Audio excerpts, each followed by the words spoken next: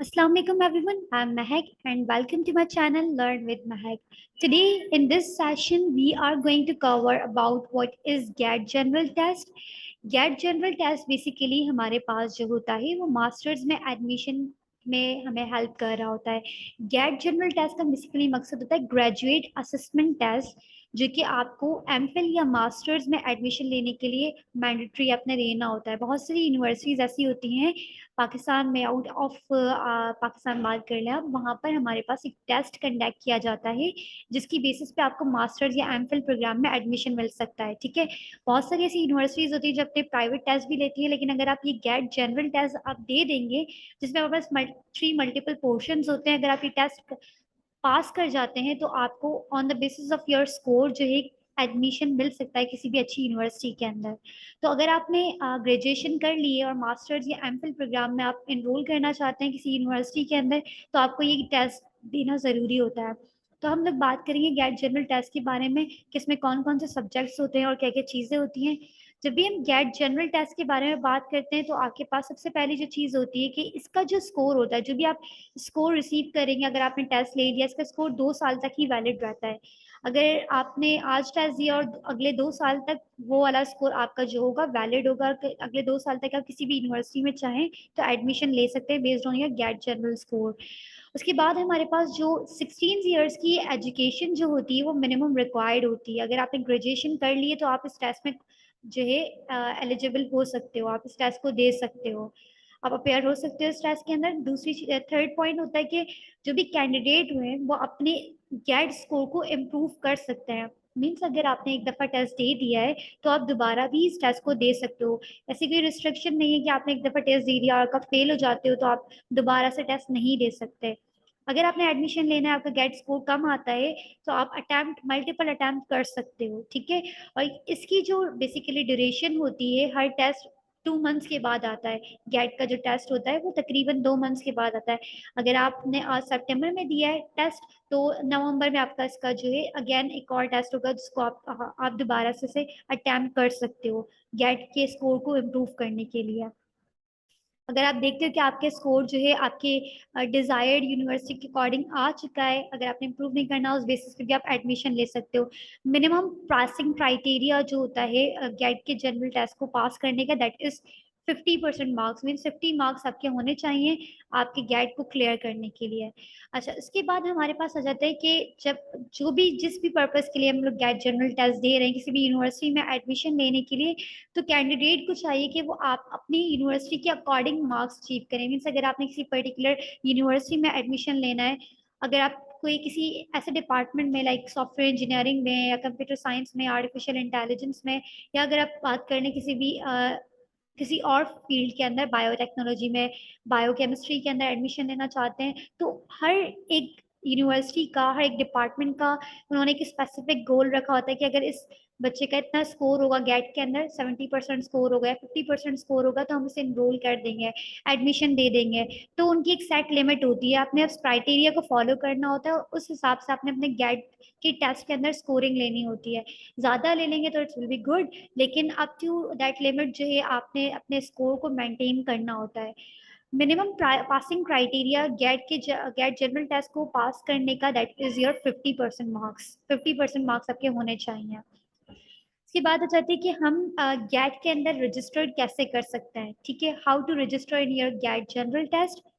सबसे पहली जो चीज़ होती है रजिस्ट्रेशन करवाने के लिए, अगर आपने गैट जनरल टेस्ट देना है मास्टर्स में एडमिशन के लिए, तो सबसे पहली जो चीज़ होती है आपने अपना एक एनटीएस का अकाउंट बनाना है। ठीक है, एनटीएस की साइट पे जाके अपना अपना अकाउंट बनाना है।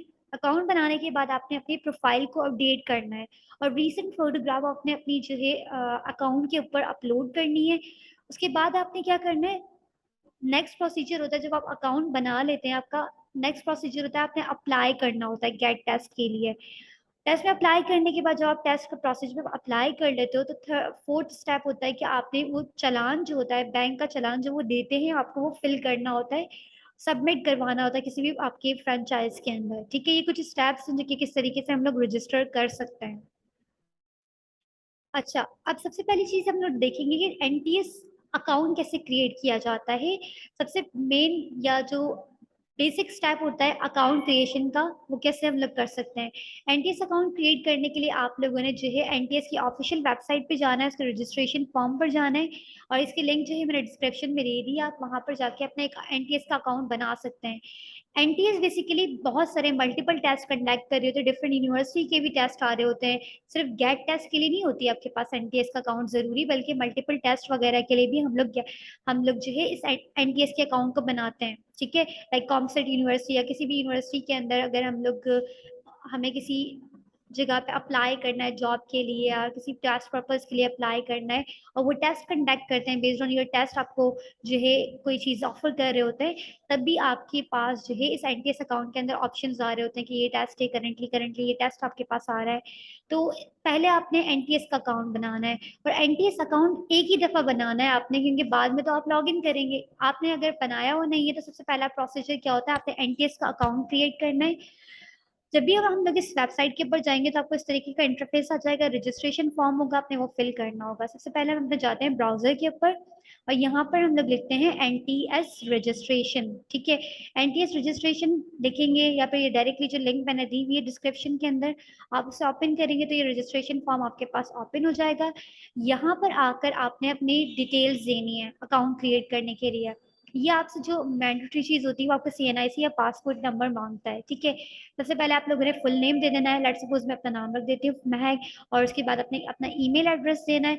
ईमेल एड्रेस देने के बाद अपने अपना मोबाइल नंबर देना है। जिस भी मोबाइल नंबर आप जो दे रहे हैं वो आपका एक्टिव होना चाहिए, क्योंकि उस जितने भी टेस्ट रिलेटेड आपके पास मैसेजेस होती हैं, मेल्स होती हैं, वो आपके इसी नंबर पर आती हैं, और ये नंबर आपका एक्टिव होना चाहिए और यूज में होना चाहिए, कि अगर जो भी टेस्ट रिलेटेड इंफॉर्मेशन है स्लिप के बारे में, या किस दिन टेस्ट है, टाइमिंग्स वगैरह उसी नंबर के ऊपर आती हैं। तो आपने जो है इस नंबर को देना है, और एक नंबर पे एक अकाउंट क्रिएट हो सकता है। ठीक है, उसके बाद आपने सीएनआईसी या पासपोर्ट देना है, अगर सीएनआईसी नहीं है तो आप पासपोर्ट दे सकते हैं। Basically CNIC is best option. आपने यहाँ पे सीएनआईसी या फॉर्म बी का जो है आपने नंबर पास करना है, जो भी आपका सीएनआईसी नंबर है। ठीक है, वो आपने लोगों ने पास करना है। ठीक है, आप एक चीज देखिएगा यहाँ पर जिस फॉर्मेट में दिया हुआ है, लाइक डैश भी देना है, लाइक अगर मेरा जो नंबर है वो है 31204, फिर आपने डैश देना है। डैश देने के बाद आपने बाकी और नंबर कंटिन्यू करके लास्ट का जो नंबर होता है उसे फिर डैश देना है, जिस तरीके से हमारा एनआईसी नंबर होता है उसको प्रॉपर फॉलो अप करना है। उसके बाद दोबारा से रिटाइप करना है। रिटाइप करने के बाद आपने पासवर्ड को जो है सेट करना है। पासवर्ड आपने स्ट्रॉन्ग पासवर्ड सेट कर लेना है, अल्फा न्यूमेरिक होना चाहिए आपका, जिसमें आपका स्टार एक स्पेशल कैरेक्टर भी हो, और आपके पास जो है लाइक अगर मैं बात करती हूँ, एम कैपिटल है मेरा, अगर मैं महक लिख रही हूँ MEHAK, और बाकी जो है 1 2 3 एक नंबर डाल दिए, कुछ नंबर्स, और एक स्पेशल कैरेक्टर लाइक स्टार, एक स्टार या कोई, इस तरीके से आप एक पासवर्ड बना लें, स्ट्रॉन्ग पासवर्ड, उसको जो आपको इजीली याद रहे। और उसके बाद हम लोगों ने क्या करना है, अपनी जो है सिक्योरिटी क्वेश्चन रखना है, कि अगर इन केस अगर हम अपने अकाउंट का एक्सेस नहीं कर पाते, पासवर्ड भूल जाते हैं, या ईमेल पे हमारा अकाउंट की रिकवरी नहीं हो रही, तो आपसे पूछ सकता है आपसे सिक्योरिटी क्वेश्चन, और वो आपने सिक्योरिटी क्वेश्चन देके उसका आंसर देना है कि आपका पेट नेम क्या है, जो सिर्फ आपको पता हो। ठीक है, या कोई से भी आप क्वेश्चन इनमें से सिलेक्ट कर सकते हैं। उसके बाद आप I agree to terms and condition करके क्रिएट न्यू अकाउंट कर देंगे। जैसे आप क्रिएट न्यू अकाउंट करेंगे, आपको वो एक अकाउंट ओपन करके, जैसे आपका अकाउंट क्रिएट हो जाएगा तो हमारे पास जो है लॉगिन फॉर्म आ जाएगा। ठीक है, अब नेक्स्ट स्टेप होता है अकाउंट क्रिएट करने के बाद, दैट इज और नेक्स्ट स्टेप होता है अकाउंट क्रिएट करने के बाद अकाउंट को लॉगिन करना। अगर आपने अकाउंट क्रिएट कर लिया तो वो डायरेक्टली भी आपको ओपन करके दे देगा, लेकिन अकाउंट क्रिएशन बेसिकली एक टाइम का प्रोसेस होता है, लेकिन जब भी आपने टेस्ट दे रहे हैं तो आपने एनटीएस को लॉगिन करना होगा। तो एनटीएस को लॉगिन करने के लिए हम लोग लॉगिन पेज पर जाते हैं। ठीक है, एनटीएस लॉगिन लिख दें आप, या फिर आप जाके इस लिंक पे चले जाएं, ये भी लिंक मैं आपको डिस्क्रिप्शन में दे दूंगी। ठीक है, उसके बाद आपके पास इस तरीके का फॉर्म आएगा जहाँ पे आपने अपना सीएनआईसी नंबर एंटर करना होगा, और वो पासवर्ड जो आप लोगों ने क्रिएट करते वक्त डाला है, पासवर्ड एंटर करेंगे तो आपके पास जो है आपका अकाउंट ओपन होकर आ जाएगा। ठीक है, अब यहाँ पर हम अपने अकाउंट ओपन कर लेते हैं। यहाँ पर आ जाए, सिंपल आपने लिखना है एनटीएस लॉगिन, या आप सिंपल इसके लॉगिन लिंक पर जा सकते हैं जो कि डिस्क्रिप्शन बॉक्स में मेंशन है। ठीक है, यहाँ पे आपने आकर अपना ईमेल, अपनी सीएनआईसी नंबर एंड अपना पासवर्ड देना है, तो आपका अकाउंट लॉगिन हो जाएगा। ठीक है, ओके, जब भी आप अकाउंट लॉगिन कर लेंगे, अकाउंट लॉगिन करने के बाद आपके पास आपका अकाउंट जो है वो ओपन होकर आ जाएगा। उसके बाद आपने क्या करना होगा, अपने टेस्ट के लिए अप्लाई करना होगा। थर्ड आपका ऑप्शन होता है अप्लाई करना अपने टेस्ट के लिए, ठीक है। आप ग्रेजुएट असेसमेंट टेस्ट दे रहे हैं, गेट जनरल टेस्ट दे रहे हैं, तो आपने उस पर अप्लाई करने के लिए आपके पास होम मेन्यू के ऊपर मीन्स आपके जो प्रोफाइल मेन्यू वहाँ पर आपके पास आ जाएंगे कि कौन कौन से टेस्ट जो है अभी एनटीएस कंडक्ट कर रहा है, तो आपने उस पर अप्लाई कर लेना है, ठीक है। जिसकी अनाउंसमेंट डेट, लास्ट डेट, सब चीज़ें लिखी हुई होती है। तो जस्ट लाइक अगर मैं यहाँ पर दिखाऊँ कि यहाँ ये मेरा अकाउंट है, ठीक है। अब इस अकाउंट के ऊपर हमारे पास जो है अभी करेंटली देखिए यहाँ पर हमारे पास डिफरेंट टेस्ट जो है वो शो हो रहे हैं, ठीक है। तो यहाँ पर जो भी टेस्ट है उसके सारे प्रोसीजर आ जाएगा। एक जैसे कौन सा यूनिवर्सिटी का लास्ट डेट ओवर हो चुकी है, यहाँ पे लिखा हुआ आ रहा है। यहाँ पे इसी तरीके से आपके पास गेट जनरल टेस्ट आ जाएगा, उस पर आपने जाके अप्लाई कर लेना है। अप्लाई नाउ पे क्लिक करेंगे, ऑप्शन आएगा अप्लाई नाउ का। अप्लाई नाउ पे क्लिक करेंगे, वो आपसे पूछेगा अप्लाई करने का प्रोसीजर, फिर आप अप्लाई कर सकते हैं, ठीक है। इसके अलावा भी डिफरेंट ऑप्शंस आ रहे हैं हमारे इस पैनल के ऊपर। एनटीएस लॉगिन के ऊपर आपने अपनी प्रोफाइल पे पिक्चर को जो है अपलोड करना है। यहाँ पर हमारे पास अपलोड पिक्चर का एक ऑप्शन आ रहा है, आपने इस पर करना है। अपने CNIC, date of birth, gender जो भी आपने दिया है इसको एडिट कर लेना है। अगर आप प्रोफाइल को एडिट करेंगे तो आपकी इन्फॉर्मेशन सारी आ जाएगी। तो यहाँ पर आपने जो है अपनी सारी प्रोफाइल को अपडेट करना है। Personal information, academic information, login करने के बाद, ठीक है। लॉगिन करने के बाद इन सारी चीज़ों को आपने फिल करना है। Personal information, academic information, employment information, step for interest जो होते हैं आपके, स्टेप स्किल्स जो है आपके पास, वो सब चीज़ें जो है आपने अपडेट कर लेनी है। लाइक CNIC, ईमेल, पासवर्ड, इसमें आपके पास सारी इन्फॉर्मेशन आ जाएगी। डोमिसाइल कौन सा है, गवर्नमेंट सर्वेंट है या नहीं है, मोबाइल नंबर, ये सब चीज़ें ज़रूरी होती है क्योंकि जब भी आप अप्लाई कर रहे होते हैं वो इजीली आपके इन डेटा को एक्सेस कर लेता है, ठीक है। अगर आप एकेडमिक इन्फॉर्मेशन डालेंगे कि क्या क्या किया हुआ है आपने, हायर सेकेंडरी एजुकेशन ली हुई है, 16 डिग्री एजुकेशन ली हुई, डिग्री नेम आपने पास करना है इसका, कौन सी चीज़ में आपने डिग्री की है, BS में की है, किस चीज़ में किया है, तो आप पास कर देंगे, ठीक है। लाइक LLB किया है क्या, बैचलर्स ऑफ इंजीनियरिंग किया है, जो भी किया आपने यहाँ पे पास कर देना है। उसके बाद हमारे पास जो आता है मेजर कोर्सेज की, मेजर कोर्स कौन से हैं, ऑप्टेन कितने मार्क्स किए, ये सारी सारी इन्फॉर्मेशन आप लोगों ने फिल कर लिए है, कर लेनी है।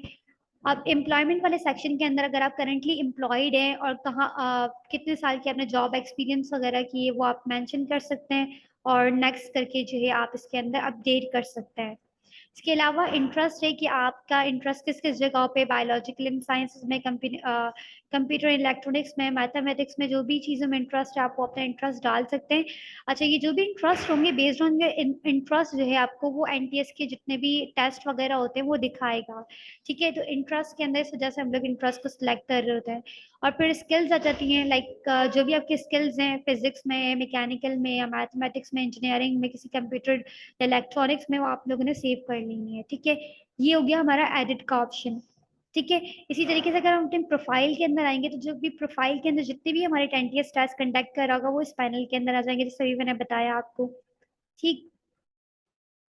और यहाँ पर ये ओपन एप्लीकेशन है जो कि अभी चल रही हैं, और ये माई एप्लीकेशन के अंदर जो जितनी भी आप एप्लीकेशंस पे अप्लाई कर चुके हैं वो यहाँ पर आ जाएगा, और उसी के रिजल्ट्स वगैरह भी आ जाता है, ठीक है।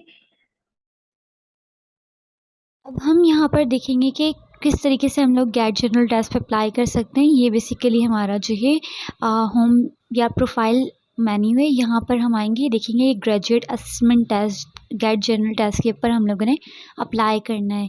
यहाँ पर इसकी सारी डिटेल्स वगैरह लिखी हैं कि अनाउंसमेंट डेट कब अनाउंस किया गया, लास्ट डेट कब है, और इसके अलावा जो है एप्लीकेशन डेट कब तक हम लोग इसके प्रोसीजर पे अप्लाई कर सकते हैं। ये सब यहाँ पे मेंशन है। आपने क्या करना है, अप्लाई नाउ वाले बटन के ऊपर जो है क्लिक करना है ताकि आप गेट असेसमेंट टेस्ट के लिए अप्लाई कर सकें।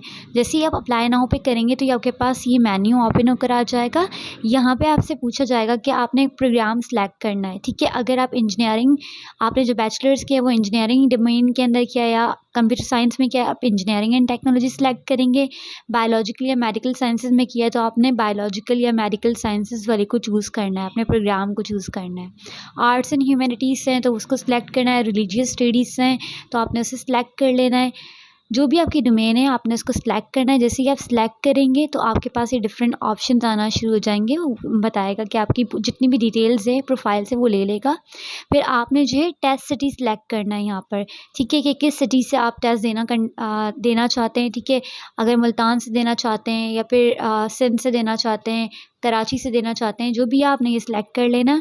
उसके बाद आपने टेस्ट के सेकेंडरी सिटी सिलेक्ट कर लेना है। लाइक अगर आप हैदराबाद से अपीयर हो रहे हैं तो ऐसा होता है कि अक्सर जो है एक जगह पे टेस्ट कंडक्ट नहीं किया जाता क्योंकि नंबर ऑफ़ स्टूडेंट्स ज़्यादा अप्लाई नहीं करते, तो फिर वो कराची में हो जाता है। तो सेकेंडरी से टेस्ट सिटी भी हम लोगों ने सिलेक्ट करना ज़रूरी होता है। उसके बाद हम लोग अप्लाई कर लेंगे।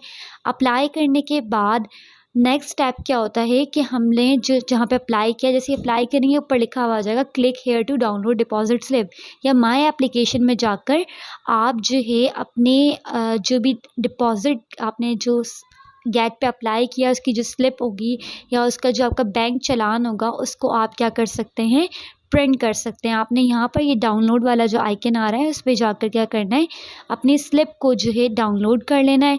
जैसे ही आप डाउनलोड करेंगे तो डाउनलोड करने के बाद वो आपके पास एक चालान दिखाएगा। उस चालान को आप 2 तरीक़ों से सबमिट कर सकते हो, या तो आप बैंक में जाएँ और बैंक में जाके उसे डिपॉज़िट करवा लें, या फिर आप जो है उस चालान को ऑनलाइन ट्रांजैक्शन के थ्रू भी पे कर सकते हैं। Online transaction basically one link one bill के थ्रू हो सकती है। आप अगर आपके पास ईज़ी पैसा है या फिर एचबीएल अकाउंट है या कोई भी अकाउंट है, आप इसके थ्रू करवा सकते हैं। ये देखिए, ये बिल की आपके पास कॉपी जनरेट हो गई है।